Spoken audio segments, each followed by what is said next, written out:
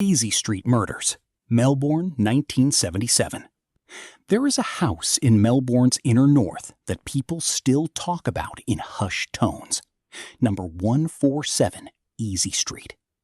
To anyone walking past it today, it looks like a typical suburban terrace.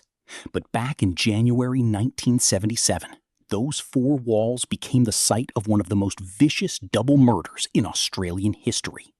A case so violent it rattled veteran homicide detectives to their core.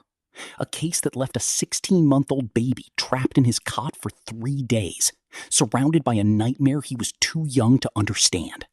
And a case where the killer almost got away with it, vanishing into the shadows for nearly 50 years.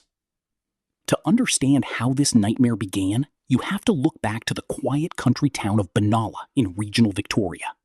That's where Suzanne Armstrong and Susan Bartlett grew up. They were close high school friends who shared the kind of bond where you plan your entire futures together. Suzanne was 28, an independent single mother devoted entirely to her toddler son Gregory.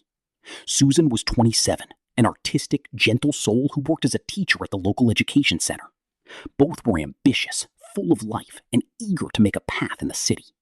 In late 1976, they rented the red brick terrace on Easey Street.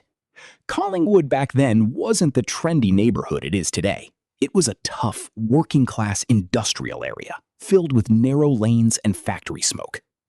But inside number 147, the two women built a warm home, filled with second-hand furniture, art supplies, a young puppy, and the soft noise of a playing toddler. On Monday, January 10th, 1977, life inside moved at a completely normal pace. Susan's brother and his girlfriend came over for dinner. The four of them ate, talked, and laughed through a quiet evening. Around 9 o'clock, the guests said goodnight, stepped outside, and locked the front door behind them. That click of the lock at 9 p.m. was the last time anyone saw Suzanne and Susan alive. Sometime later that night, while the streets slept, an intruder slipped down the dark back alleyways. He forced his way into the rear of the terrace and stepped into the dark hallway. What followed was an explosion of extreme, calculated violence. Suzanne and Susan were attacked separately in their rooms. Both women fought desperately for their lives, suffering dozens of knife wounds, while Suzanne was also sexually assaulted. The attack was swift, silent, and overwhelming. As quickly as he broke in, the killer slipped back out into the night, melting into the dark streets and leaving horror behind. For 3 agonizing days, the crime sat hidden behind closed doors. Outside, life went on.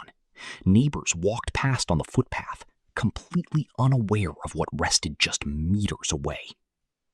It wasn't until Thursday, January 13th, that the silence broke. A neighbor noticed a faint, weak crying sound coming from inside, accompanied by the desperate barking of the puppy. Concerned, they walked up to the front window, peered inside, and immediately called the police. When officers pushed the front door open, the heavy atmosphere told them everything. Susan Bartlett lay near the entrance, cut down as she tried to run.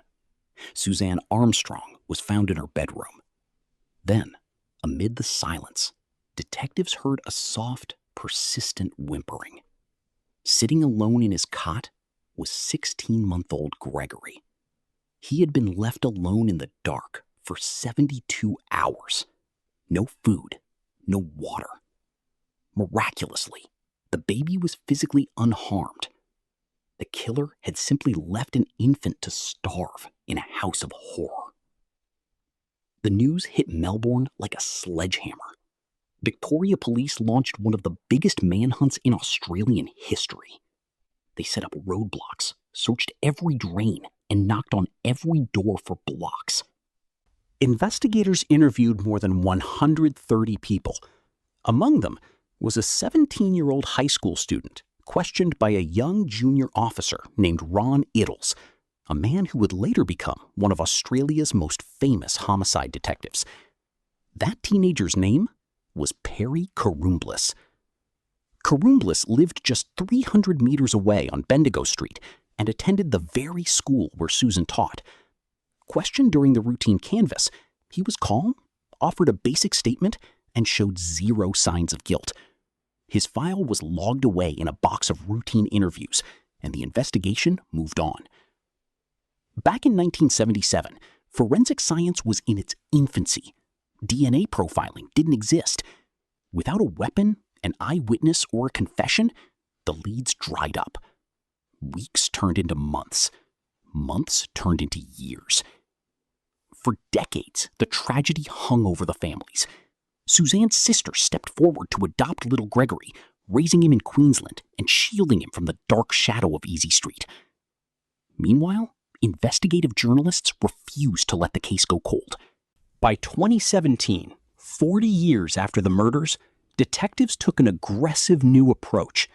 Modern forensic scientists used advanced genetic testing on the biological evidence preserved since 1977, successfully building a complete high-definition DNA profile of the killer. Armed with this new weapon, cold case detectives quietly approached historical suspects, asking for voluntary DNA swabs to clear their names. When detectives reached out to Perry Corumblus, now a 57-year-old man, he panicked. Instead of taking the test, Corumblus packed his bags, bought a plane ticket, and fled Australia. He settled in Greece, relying on dual citizenship to hide behind complex extradition laws. He was convinced international borders would protect him forever. For 7 years, Corumblus lived as a free man in Greece. He walked the streets, lived his daily life, and believed he had outrun the ghosts of Collingwood. He thought time was on his side. He was wrong. Australian authorities kept quiet tabs on his movements, watching his profile and waiting for one single misstep. That misstep came in September 2024. Corumblus booked a flight from Greece to Rome. The second his plane touched down in Italy, armed police struck. Acting on an Interpol red notice, they surrounded the 65-year-old and slapped handcuffs on his wrists. After nearly 48 years, the net finally closed. By December 2024, Corumblus was extradited back to Melbourne, the city he had fled, and charged with 2 counts of murder and 1 count of rape. The story of Easey Street is a reminder of how long the shadow of a crime can stretch. A killer can flee across oceans and hide behind decades of silence. But the truth has a way of waiting in the dark.